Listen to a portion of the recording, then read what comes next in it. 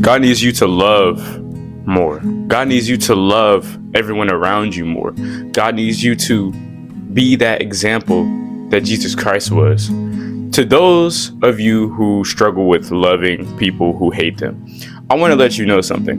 When Jesus preached to a multitude of groups throughout different cities, throughout different states, countries, whatever you want to say, he went out with an open mind, knowing that he was going to be criticized, that people were going to talk about him, people weren't going to believe him, people weren't going to sincerely believe he said who he was, right?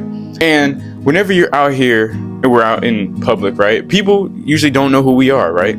We're regular, ordinary people, right? But we should strive to always show love, kindness, compassion, and respect to everyone we come into contact with, right?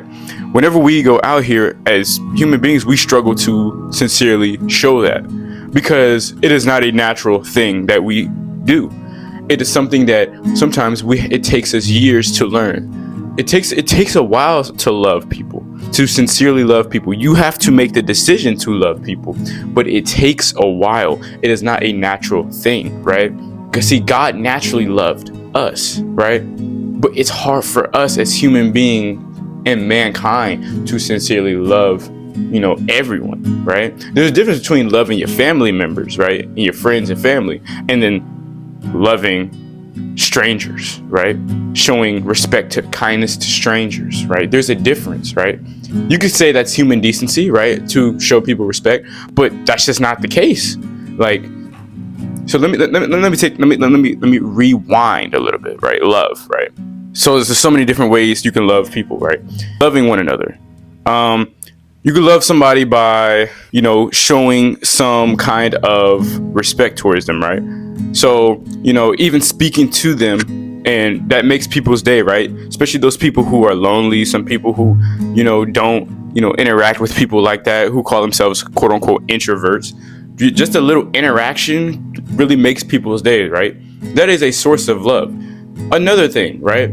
Another way you can love somebody is an act of service, right? What did Jesus do? He fed the 5,000, right? He, he, literally cleansed a woman of leprosy, right? He did different acts in the Bible. You can read all about it. Jesus did many, right? So, what we can do as service, right? We can go out into the community, we can spread the word, but not only spread the word, we can give money, we can give food, we can give backpacks, we can, we could do things like that. We could do acts of service, even just cleaning your brother or your sister's feet, right? Or cleaning a random person's feet, or giving them a clean haircut. Something that gives and shows love and value towards them. People appreciate that, right? Oh yeah, by the way, when you're giving that haircut, make sure it's a clean cut. But anyway, there's many ways you can love somebody. And think about the word love, bro. We think about love as the affection, right? But we gotta think about love as the action. Because actions over words. Actions over your thoughts, right? Actions speak volumes. Actions speak volumes. Whenever we go out here and we're in different activities, we need to show and display the love that God has always shown us, the mercy that God has always shown us. Why is it so difficult for humans to do that? Is it because we expect perfection out of certain people? We don't expect, now you may not expect perfection out of people, right? Because that's just not how life works. But at the same time, we set people to these standards, right? That's just like us setting celebrities at a standard because they have all these followers, clout, and they're good at what they do, right? Or whatever the case may be. And we set expectations on these people, so when they mess up, we get all up on them and we criticize them. But see, at the end of the day, they're human just like us.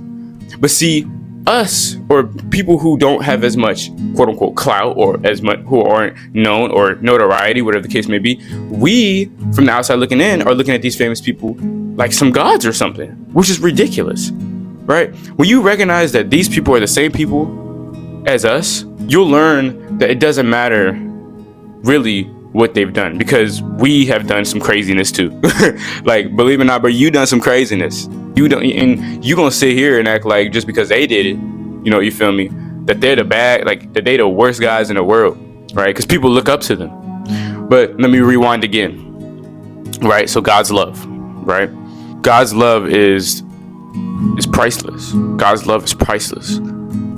right? God's love, he's shown us so much love by allowing the sun to come up every single day, creating the earth, creating us, creating mankind, creating plants, animals, creating a whole cycle, creating photosynthesis, creating cellular respiration, creating these processes that allow us and benefit us, right?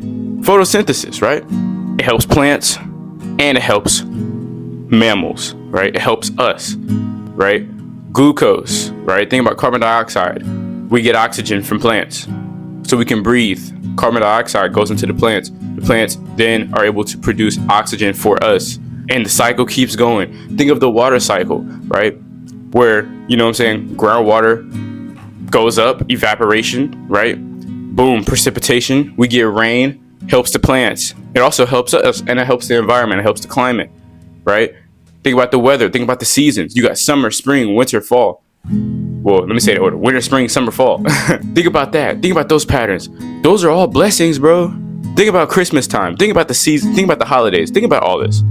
Think about everything that works within itself. It is great. God is great. Another act of love. Him allowing you to wake up this morning. Him allowing you to click on my video. Him allowing you to go to school, to walk, to talk, to even be a breathing vessel at this time. That is the true ultimate love. But you know what is the main ultimate love? It's his son died on the cross.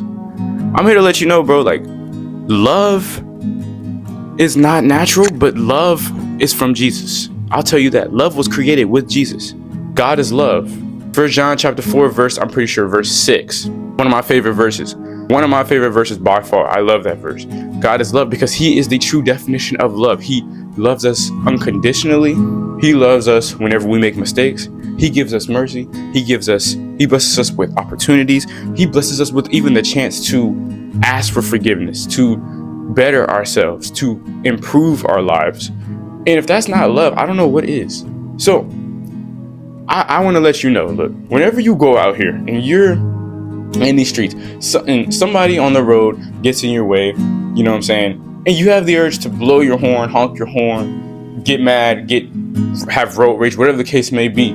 I want you to look at yourself in the mirror and switch places with that person. And if you were in that situation, would you want to do that to yourself? Maybe you would say yes, right? But at the end of the day, you've done that to somebody else, right? So you have to give yourself and that person grace. You have to give yourself and that person love.